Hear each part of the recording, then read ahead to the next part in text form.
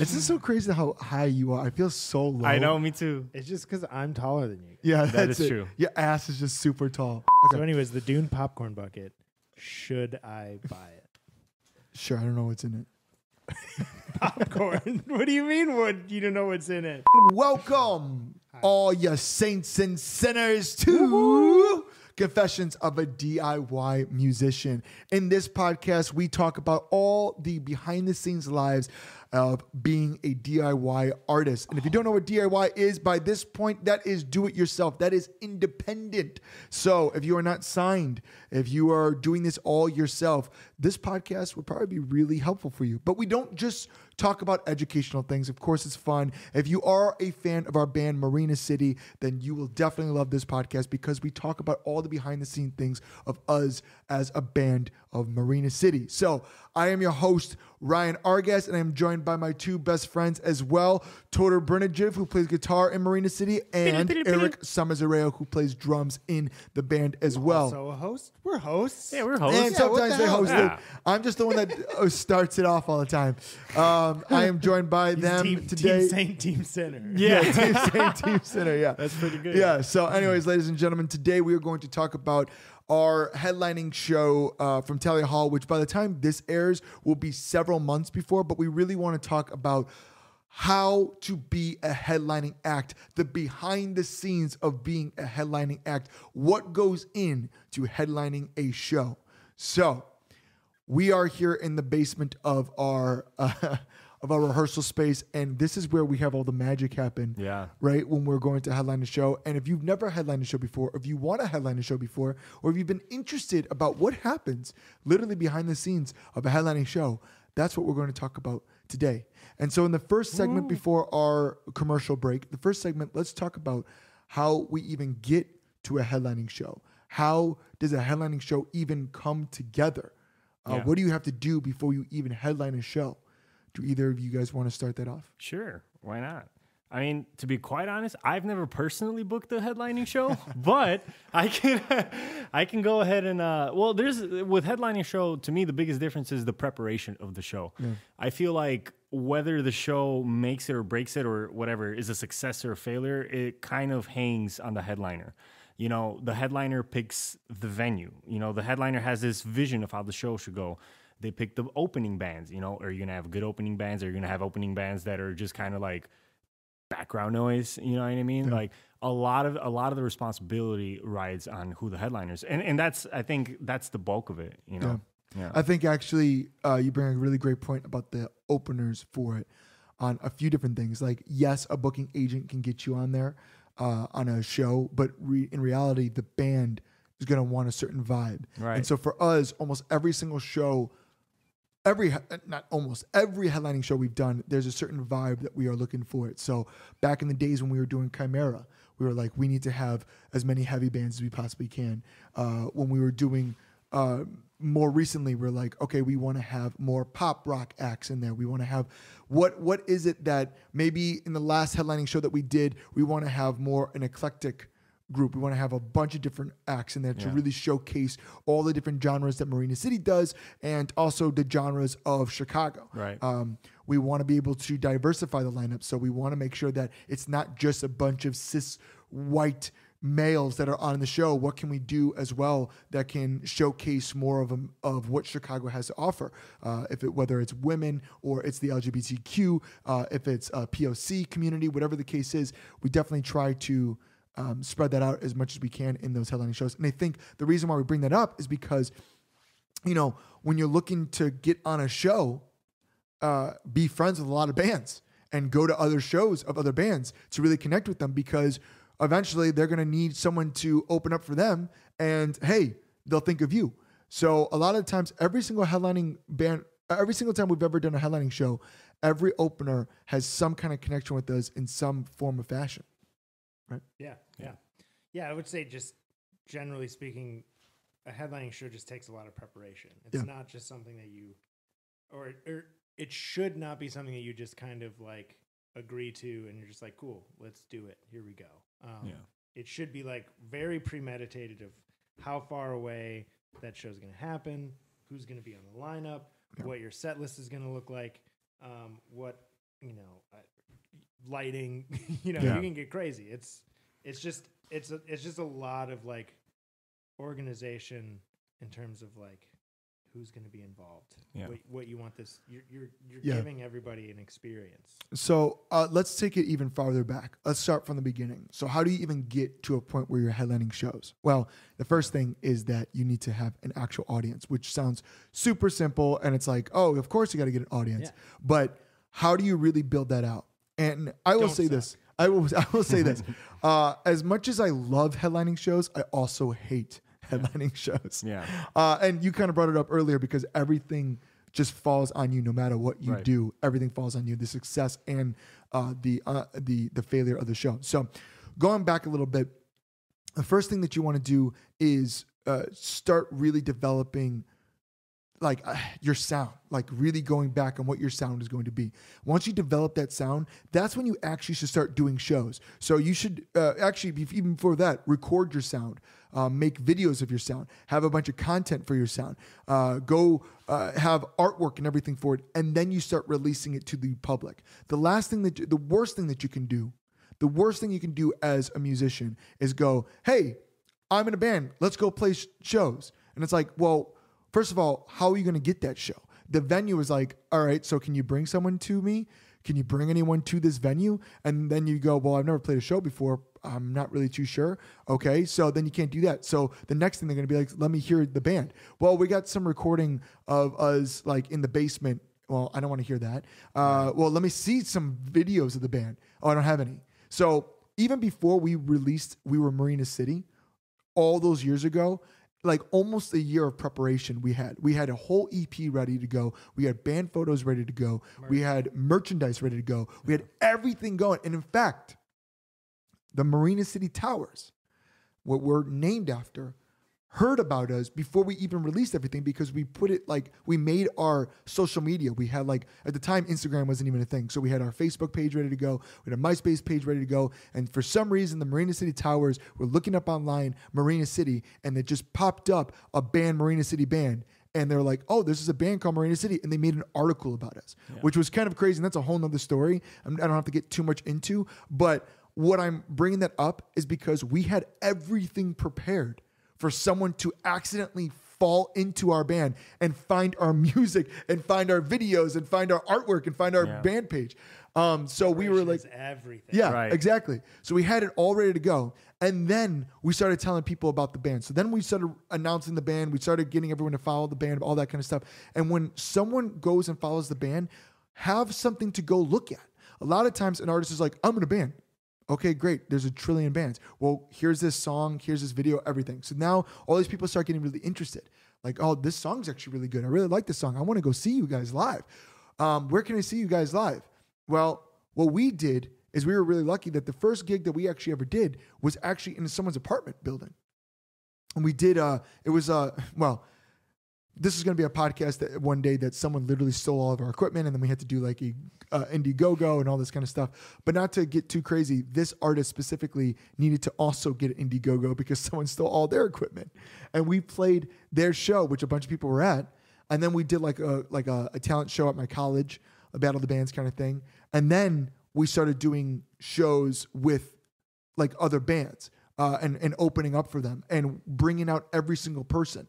And so what you're going to realize is that your first fans are going to be your friends, your family, and all that. And then eventually, they're no longer your fans. You have to actually find other fans. So for our first show we ever did, we drew, I think, 200 plus people because we made it a freaking event. Yeah. Like we told it, first of all, we were lucky enough. It was a bigger deal than just a regular show. Right, exactly. It was like, this is my first time being in a band with this band. We have all these songs that you've heard. We've been teasing it forever, for months at this point. And now we're playing. At that time, we were really fortunate to be able to play the House of Blues. And if you're listening to this, you're like, how the fuck is your first show House of Blues?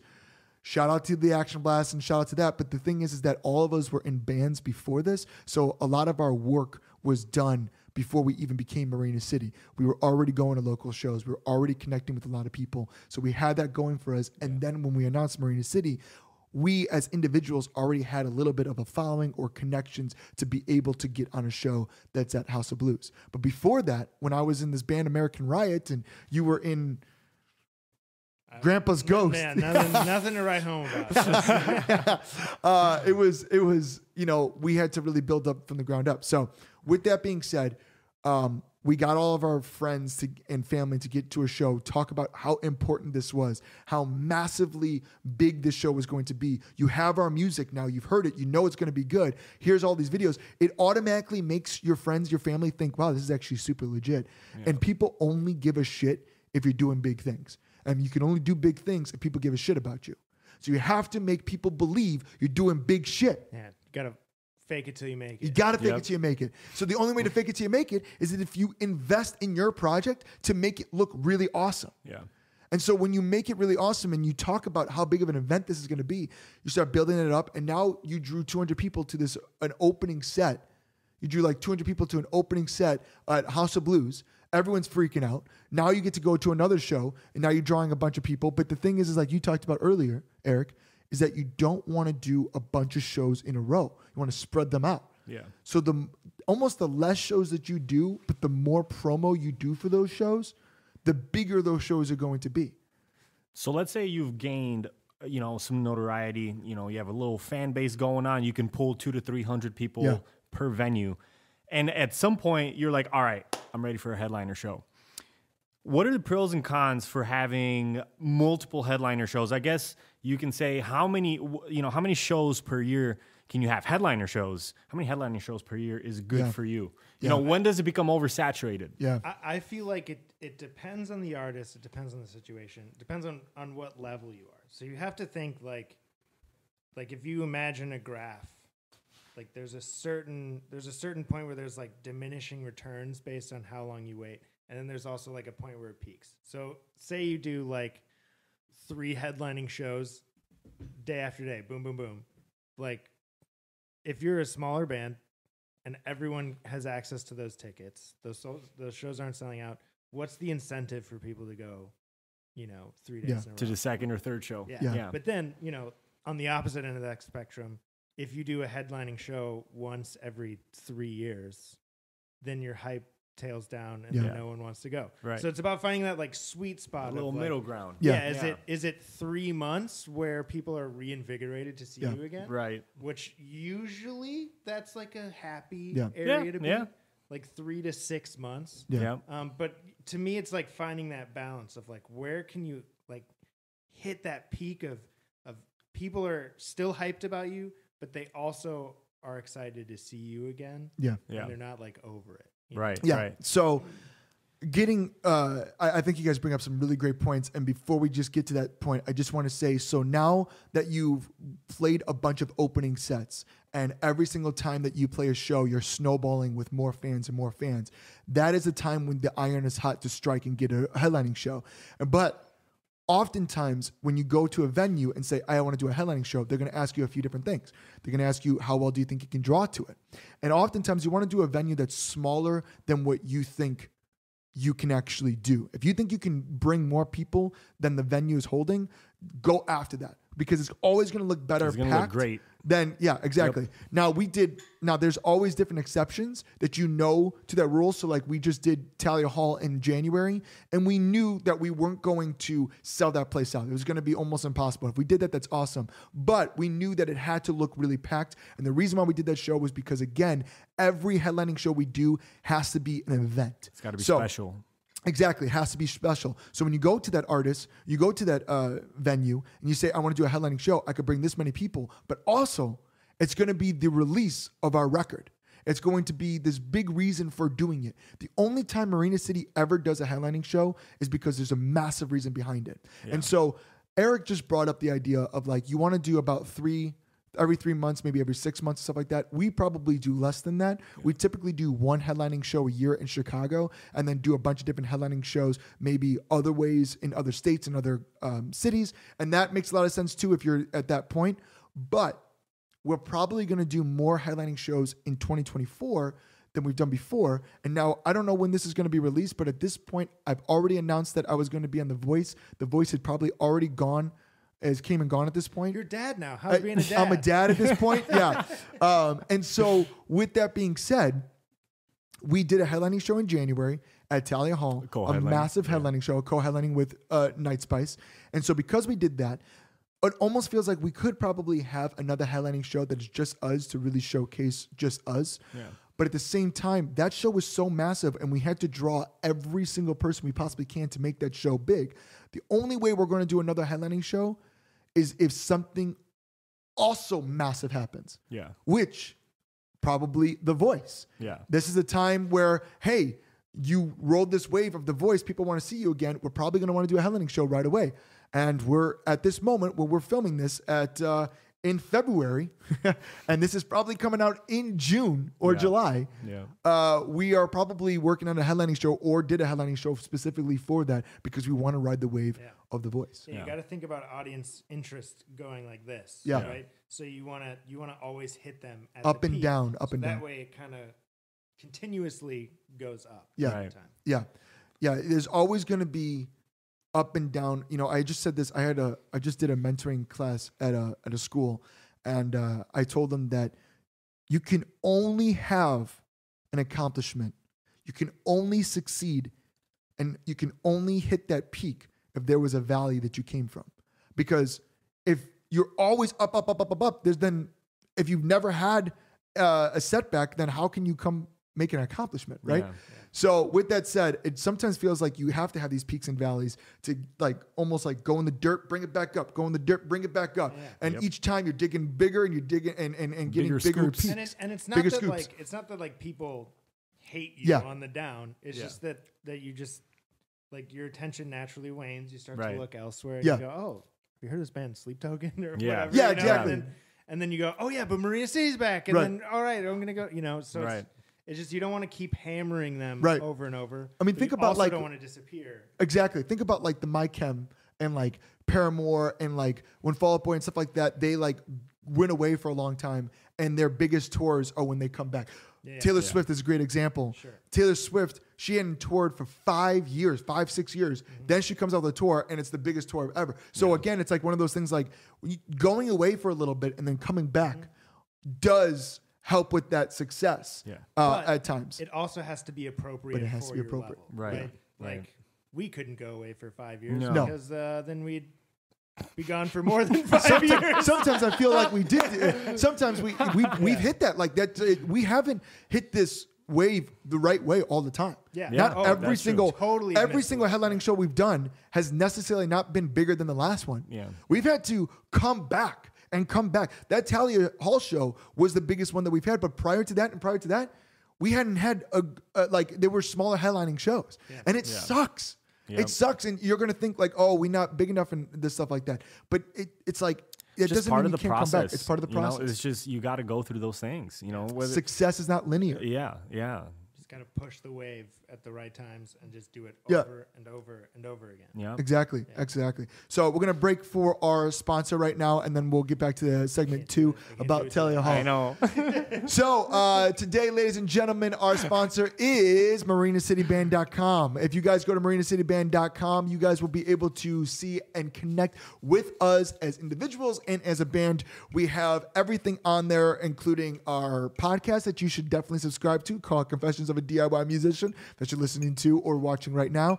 You can go find out all of our tour dates are on there. You can make sure that you guys go check out our Discord, which is an extremely important thing to go subscribe to. If you don't know what Discord is, definitely go check it out. It's a complete awesome community with people all around the world talking about not only Marina City, but things that you love. Like there's the Feeling Better channel that talks about all the great accomplishments that you have had recently, or the Venting channel, which is just about things that you need to get off your chest. It's a safe space for you to connect with people all around the world that are going through the same exact things you guys are going through.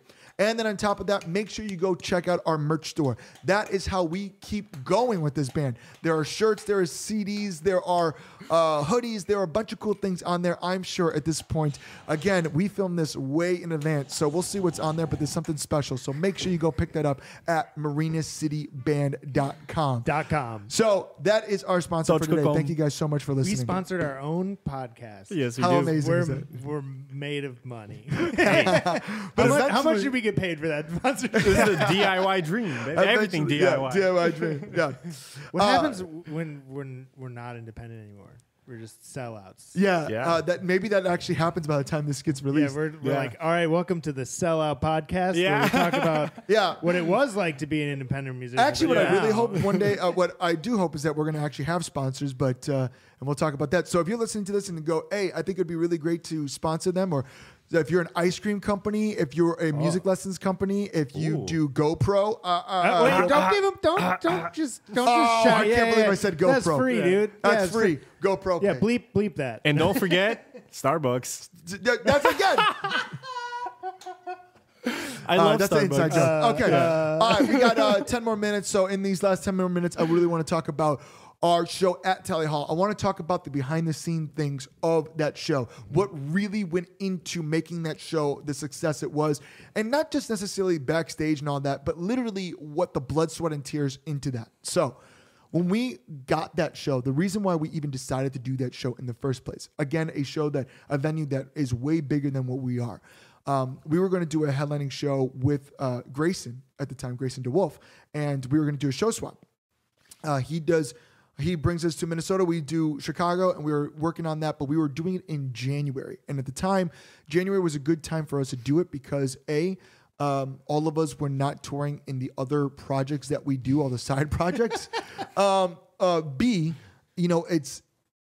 there's not other artists that are touring in January, December. So it's a lot easier for people to go like, oh, I'll go check out Marina City now. I don't have to compete with Fall Out Boy, Paramore, and every single band in existence, right?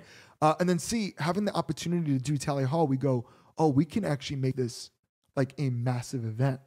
Like we can make this bigger than just seeing us at a regular venue. Like this is an event, which we talked about earlier, how important that is. But can I say something about January and why it's also a frustrating time to book a show? The main issue that I think is with January shows is when you are promoting a January show in December and November. The date says 2024. Yeah. And people's mind goes, oh, that's next year. Right. I can wait. yeah, Yeah. that's a No, good there's a point. lot of truth in that. So if it's like January 7th, Yep. dude, you're screwed. Yeah. You're screwed. Yeah. For sure. You really, realistically, you have like 7 days to Yeah. actually promote your show and Yeah. actually move tickets. Yeah. And people are just going, oh, that's next year. I don't You're right. I also think on top of that, it is tough to like. Would I do it again in January? Probably not as much. But Hell no. But also like all the Christmas and Thanksgiving and the New Year's. That's people are paying money for that. So they're spending more money than ever. So it's going to be difficult to get people to pay money to go to your show. Right. And on top of that, you're just all the noise of online is talking about all these other things. So it's definitely difficult. But getting that opportunity to do that was, we had to potentially jump. once in a lifetime it was opportunity great, for us. So we had to do it. No regrets. So with that said, what are things that we did to promote that event?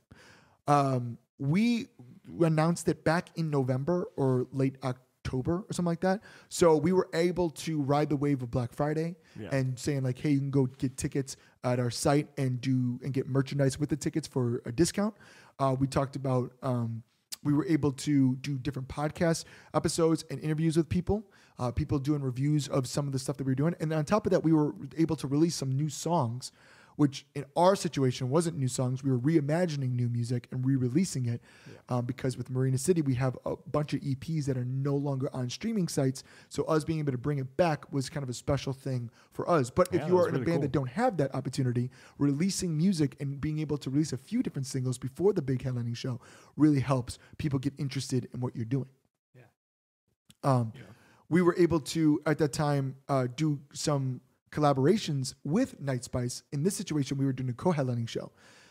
So with that, we were doing some collaborations with Night Spice, some collaborating posts on Instagram, some podcasts that we actually interviews we did together so that people can get excited about not just one individual band, but the other band as a co-headlining gig. Again, you're promoting a package, right? Right. And you have built this package, so you want people to be excited about the quote unquote product as a whole. Yeah. So, And so why, that is actually a good reason. Why did we pick the bands to open up for that show?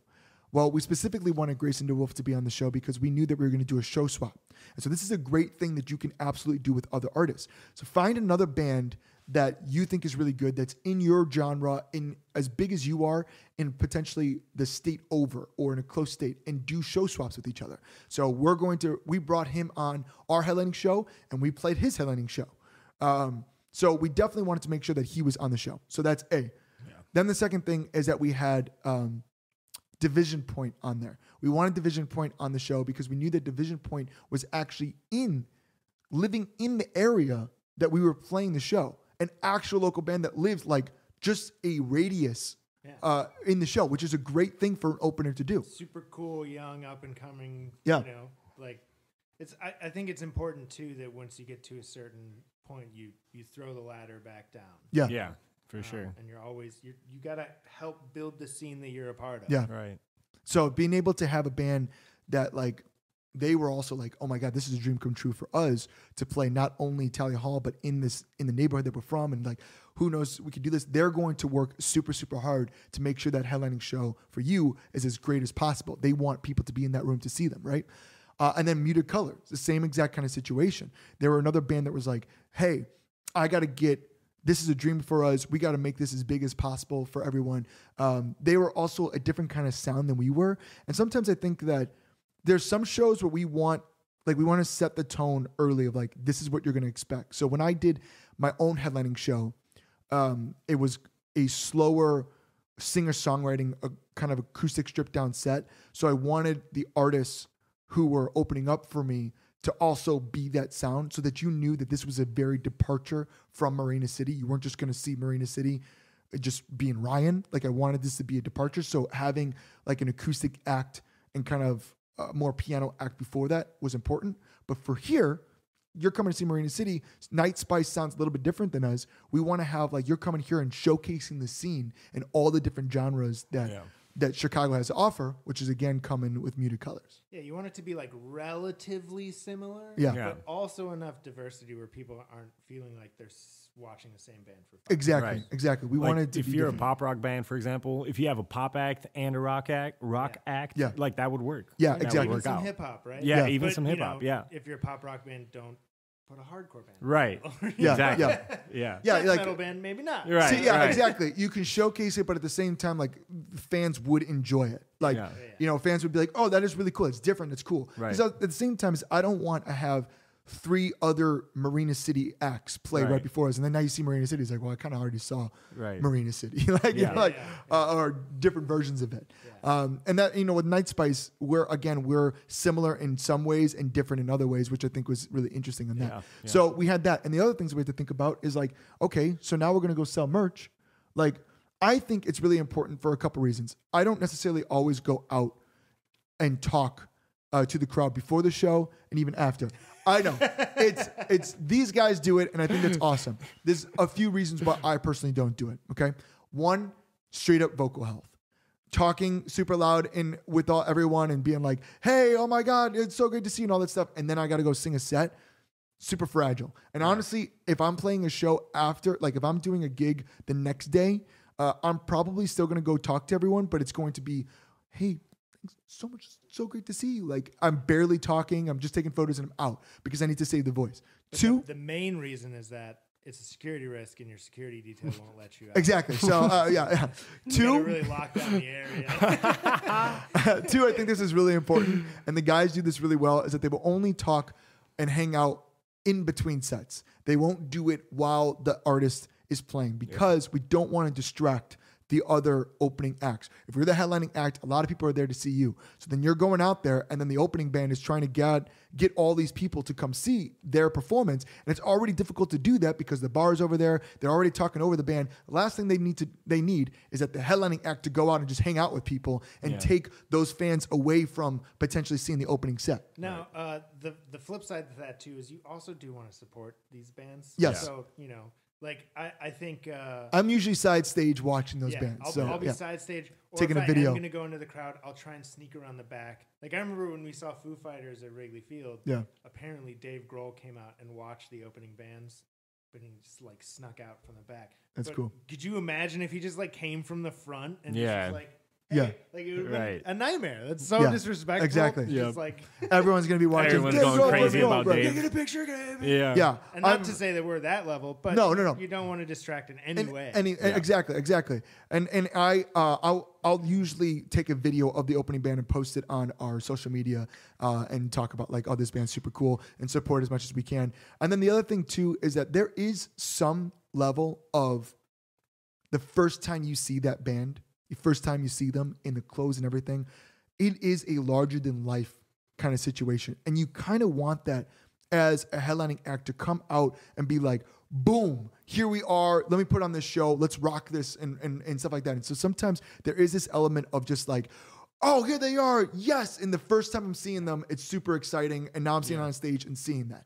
And so I always think that that's really cool. It's a tricky balance to strike because you like, it's like you want people to be scared to talk to you. Yeah. Right. But you also don't want people to be scared to talk to you. Yeah. It's not necessarily scary to talk. It's just like, and then after the show, we go talk to everyone. But the first time seeing them, it's like, oh, there he is. Oh, there they are. There. It's like, now there's an excitement already to see them, and now you're gonna go play live, and it's like the music is automatically everyone like the endorphins in their heads already like, oh yeah, it's awesome to see that, and they're ready to rock and roll. So I always think that's really important.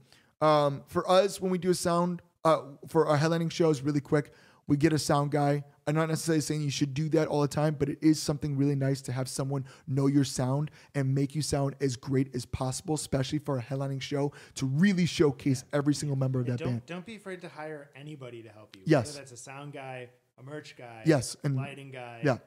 Right. The same thing with merch, and we'll have a whole episode about that. But I do think it's important to find someone that's going to do merchandise for you, especially before the show, because there's going to be a bunch of people who's going to want to buy merchandise before the show, and then after the show, you can focus on talking to everyone because now you didn't do that because you were such a rock star before the show. Now after the show, you can actually communicate with them instead of like, oh, let me get you to buy something. Like you have someone doing that already. And then lastly, but most important, is have someone documenting whether it's video or photo. That as much as possible so that you can get your next headlining show and everyone goes, oh my God, that is super awesome. Actually, I have one more important thing to add, and I know we're running out of time. Yeah, it's a long episode. But the biggest thing for me about headlining shows is that headlining shows are stressful most stressful in your hometown. You have friends, family coming out to see you, and you feel obligated to spend time with them and show them attention. But my advice to you is to establish to your friends and family that you don't have time for them. Yeah. As like, and I know how that sounds. It sounds really mean, but like, it's what you have to remember is like, you need to give time to the fans, the new people. You're ultimately there to work, and it's such a stressful balance. And that's why it's like really important for us to have help during headlining shows to like do merch, because to be honest, we don't have the time or opportunity to like hang out with friends, you know, as much as we would love to, like we're there to do a job, and that job is not hanging out with your friends. It's meeting new people and exposing new people to your band. You're going to learn that. You're going to learn that the hard way. I mean, even like significant others. Yeah. Right. You know? Even, I mean, I've been with my wife for 15 plus years, but when we first started, it definitely was a learning curve for her. And we were 15. I was doing the band thing at 15 and being like, oh, not focusing on that. It's going to be something that you have to really make sure that all your loved ones know, like, hey, I'll talk to you after the set. We can get dinner after, maybe, after you load out and help the band. Yeah. And everything. Yeah. Frankly, the next day. The next day. Let's hang out the next day. Like Let's I would always tell, gosh, we will probably do a whole nother episode on the relationship aspect of being in a band. Right. But like I would always tell, like, especially significant others, it's like bring somebody with you. I'm not going to be here to like entertain you. I have stuff to do. Yep. Have a friend come with you, please. Love 100%. Yeah. I mean, Lindsay, 100% agree. we've been with our significant others for a long period of time. They don't even really come backstage. Yeah. Because that's like that is work. Yeah. We are here to do. I mean, we're talking with people backstage. We're getting ready. We're vocal warming up. We're doing rehearsing, whatever the case is. We're getting everything ready for that moment. Like backstage is not. There's not a bunch of hookers and blow back there. It's actually there's a video that I posted. There's a video I was posted that Eric and I were like playing chess at the One So Far event of just like we're just like calming down, getting everything. Now we have everything ready. We're doing that, and that's what you should focus on. Ready to work. And I should also specify that now we are in relationships that understand Yes. this dynamic, so it's not a problem anymore. But Right. we've all been in situations where it's been a problem personally in the Yeah. past, Yeah, or yeah. with somebody in our band Yeah. in the past. Yeah. Know, it's, Yeah. like it's a stressful thing. Definitely to be in. not So keep that one in of those mind. things that's easy to navigate. Yes. You know. After every show, first of all, before we get to the last, I know this is a long episode, but I do want to just shout out Tally Hall because it was probably the most professional, absolutely Huge incredible, shout out. Yeah. amazing staff at Tally Hall. I can honestly say probably one of my favorite, like easy top 3 venues. It was Oh, just, yeah. we were just, Oh yeah. you know, again, we felt like we didn't necessarily deserve that to be there, but they didn't see that at all. They were like, we're going to make this night the best night ever for you guys. And it was absolutely incredible. So shout out to Tally Hall. Yeah, please have us back. I mean, it drew well. It did well. So anyways, something that you should always do after the show, okay? After the show is you should have a document that you write every single show of what you've done there before. Like, so you'll say the date, the venue, maybe the contact in there. That would be great to always to know who that was. Your draw to it, how many people came out, and then maybe what you made in merchandise, and like maybe even break it down to like we made this much in CDs or music, and then this much in accessories, this much in shirts and stuff like that, and have that, and then find out now every single time you go on tour or every single time that you're going to go back and play there, you know, hey, we do well in this market, we don't do so well here. Actually, we sell a lot of merchandise in this market because we know there's a lot of big spenders there, so we want to make sure we go that. So the more that you can document what you've done with that will help you in the future, and then also get more gigs. So when you're pitching yourself to other shows, be like, hey, and by average, we do this in Pittsburgh. By average, we do this in Wilmington. Why didn't I say Wilmington? I was going to say Washington, D.C., but Illinois, whatever. So it's always great for you to do that. Shout out to Wilmington. To take as much data as you possibly can and figure out what your band is doing all the time. Because then you can easily find your strengths. Yeah. You know, you can analyze those details or that information that you have, and you can be like, oh, you know, we can actually do like a Midwest tour. You know, like and keep with this circling those dates. Yeah. All right, guys. Any last bit that you want to talk about before? Anything that we've missed? Where are we gonna go for lunch? All right, so what we would love to do, ladies and gentlemen, this is the ending of our podcast. Please, if you guys have topics that you would love for us to talk about, are there any questions that you guys have that you guys want us to talk about? Please reach out to us on social media or thecrush@marinacityband.com. That's a great way to talk with us. That's our fan email right there. But anyways, ladies and gentlemen, saints and sinners, this has been another episode of Confessions of a D.I.Y. Musician. Thank you guys so much for listening. We'll talk to you guys soon. Adios. Peace. Bye-bye.